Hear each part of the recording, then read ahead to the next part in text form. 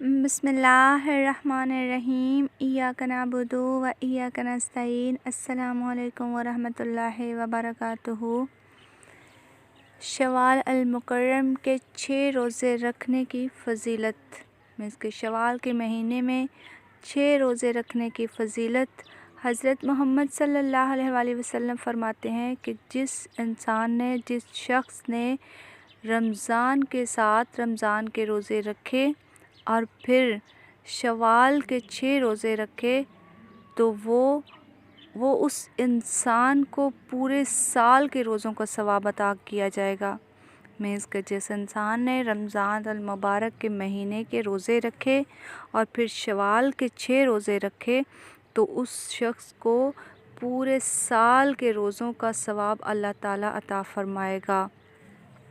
لیکن اس میں بہت ساری غلط فہمیاں لوگوں میں پائی جاتی ہیں کہ 6 روزے جو ہیں وہ آپ نے لگاتار رکھنے ہوتے ہیں۔ ایسا بھی نہیں ہے کہ آپ لگاتار رکھیں، کہ اس کو ریگولر رکھیں، ایسا نہیں ہے۔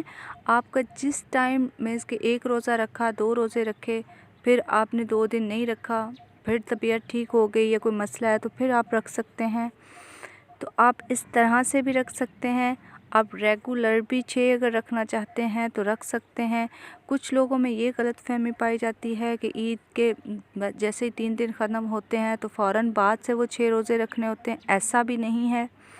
بس یہ ہے کہ شوال کا چاند ختم ہونے سے پہلے آپ 6 روزے آپ نے مکمل کرنے ہوں گے۔ آپ جس دن جس طرح سے بھی آپ رکھ سکیں، جس طرح سے آپ کو آسانی لگے آپ رکھ سکتے ہیں۔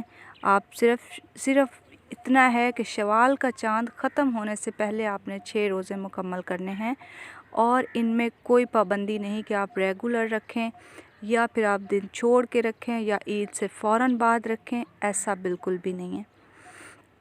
اور ایسے روزے رکھنے کی اللہ پاک کو بالکل بھی حاجت نہیں ہے۔ حاجت تو خیر کسی بھی روزوں کی نہیں ہے، کیونکہ وہ خود بے نیاز ہے اور حاجت سے بھرپور ہے، ایسی کوئی بات نہیں ہے۔ لیکن اللہ تعالیٰ ایسے روزوں کو ناپسند فرماتا ہے جن روزوں میں آپ کی محبت یا پھر اس کی لذت نہ ہو، جیسے کہ حرام رزق سے روزہ رکھنا، یا پھر روزے کی حالت میں بے حیائی دیکھنا، فلمیں دیکھنی اور غلط چیزیں دیکھنی۔ تو ایسے روزے کو نبی پاک صلی اللہ علیہ وآلہ وسلم نے فرمایا کہ اللہ پاک ناپسند فرماتے ہیں اور وہ اللہ تعالیٰ کی بارگاہ میں قبول نہیں ہوتے۔ آپ کو ایسے روزے رکھنے کی بالکل بھی ضرورت نہیں ہے کہ آپ روزہ رکھیں اور اس روزے کا جو ہے آداب ہیں یا پھر روزے کا جو احترام ہے وہ نہ کر سکیں۔ حرام چیزوں سے اور حرام کی کمائی سے رکھتے ہیں، یا پھر آپ بے حیائی دیکھتے ہیں، یا پھر آپ گالی گلوچ دیتے ہیں۔